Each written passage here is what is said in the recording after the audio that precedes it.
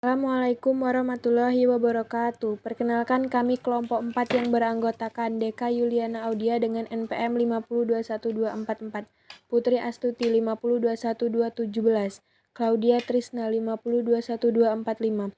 Kami di sini akan menyampaikan sedikit materi tentang prinsip-prinsip perkembangan dan implikasinya terhadap pendidikan dalam mata kuliah perkembangan peserta didik yang diampuh oleh Bapak Chandras Abadi Magister Pendidikan Konseling Program Studi Pendidikan Sekolah Dasar Kelas 2. Prinsip-prinsip perkembangan dan implikasinya terhadap pendidikan. 1. Prinsip kesatuan organis. Prinsip ini menyarankan agar pelajaran yang diberikan di sekolah ada hubungannya satu sama lain. Integrat kurikulum yang dianjurkan dalam pendidikan modern sebenarnya berpusat kepada prinsip-prinsip kesatuan organis dari perkembangan individu. Implikasinya, pelajaran-pelajaran yang diberikan harus berhubungan satu dengan yang lainnya. Adanya kurikulum yang terintegrasi dengan baik. 2. Tempo dan irama perkembangan. Prinsip ini menganjurkan adanya bimbingan yang bersifat individual, di samping bersifat klasikal. Anak yang memiliki umur kronologis yang sama tidak selalu mengalami taraf perkembangan yang sama, dan memiliki sifat-sifat perkembangan yang sama. Implikasinya, proses pembelajaran harus menghargai keunikan masing-masing peserta. 3. Tiap-tiap individu mengikuti pola perkembangan yang umum. Proses pertumbuhan perkembangan adalah suatu perubahan yang pada garis besarnya sama pada semua anak dari segala bangsa di dunia. Memang, tidak dapat disangkal bahwa di antara mereka terdapat perbedaan-perbedaan dan variasi-variasi individual akibat pengaruh lingkungan hidup dan pembawaan yang berbeda-beda. Akan tetapi, di antara mereka itu terdapat ciri-ciri umum atau ciri-ciri pokok yang menunjukkan kesamaan-kesamaan yang besar. Implikasinya, proses pendidikan dapat diberikan secara klasikal. Penggunaan alat peraga, pendidikan bisa digunakan dalam rentang waktu yang relatif lama. 4. Konvergensi atau interaksi. Prinsip konvergensi berlaku untuk semua makhluk hidup, tumbuh-tumbuhan, hewan, dan manusia. Namun demikian, terdapat perbedaan besar antara perkembangan tumbuh-tumbuhan, hewan, dan pertumbuhan manusia. Dengan adanya unsur kemauan ini berarti menyangkut soal tanggung jawab.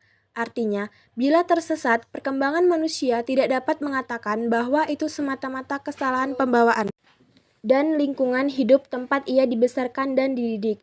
Implikasi pertama ialah bahwa pendidikan harus berusaha memberikan lingkungan kepada anak yang sebanyak mungkin dan beraneka ragam supaya seluruh pembawaan anak-anak didiknya dapat diberi kemungkinan perkembangan secara maksimal, dan sebaliknya pembawaan-pembawaan yang tidak baik dapat dicegah perkembangannya. Implikasi kedua ini adalah pengaruh pendidikan itu dibatasi oleh pembawa anak. Maka dari itu, bimbingan yang diberikan kepada anak harus memperhatikan pada sifat-sifat yang terdapat pada anak itu sendiri. 5. Kematangan. Prinsip ini mengandung arti bahwa tidak ada gunanya memaksa individu melaksanakan usaha itu. Prinsip kematangan mempunyai implikasi pendidikan yang penting. Pendidikan tidak boleh memaksa atau memperkosa perkembangan anak. Mengajar fungsi-fungsi yang belum masanya merupakan usaha yang sia-sia. Setiap hasrat perkembangan terdapat hasrat untuk mempertahankan diri, dengan terbuktinya adanya nafsu makan, tidur, minum, istirahat, dan menghindarkan diri dari segala macam bahaya. Hasrat mengembangkan diri tampak dengan adanya nafsu bermain, nafsu bergerak, dan menyelidiki atau mengetahui segala sesuatu.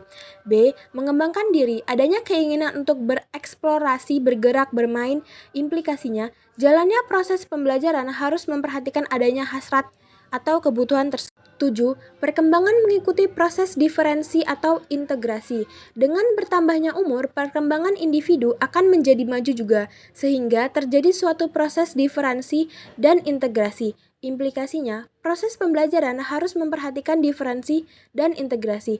Misalnya, dalam berhitung, ada proses pembelajaran tambah, kurang, kali, dan bagi secara terpisah, tapi kemudian pembagian diintegrasikan dalam perhitungan yang makin kompleks. 8. Pertumbuhan dan perkembangan membutuhkan suatu asuhan atau bimbingan yang dilakukan dengan sadar. Pertumbuhan bukan sesuatu yang timbul dengan sendirinya, tanpa adanya pengaruh luar. Langeveld, seorang ahli pendidik Belanda yang mengatakan bahwa anak adalah animal education, artinya anak adalah binatang yang dapat dididik. Bahkan sebetulnya anak bukan hanya makhluk yang dapat dididik, tetapi harus dididik sebab bila tidak Ia akan mencapai pertumbuhan yang biasanya kita namakan tidak normal, bahkan mungkin tidak dapat tumbuh sama sekali. Implikasinya, pada pendidik harus menyadari secara baik bahwa apa yang diberikan kepada para peserta didik itu baik dan sesuai dengan tahapan perkembangan yang sudah dirancang secara terencana. Terima kasih. Wassalamualaikum warahmatullahi wabarakatuh.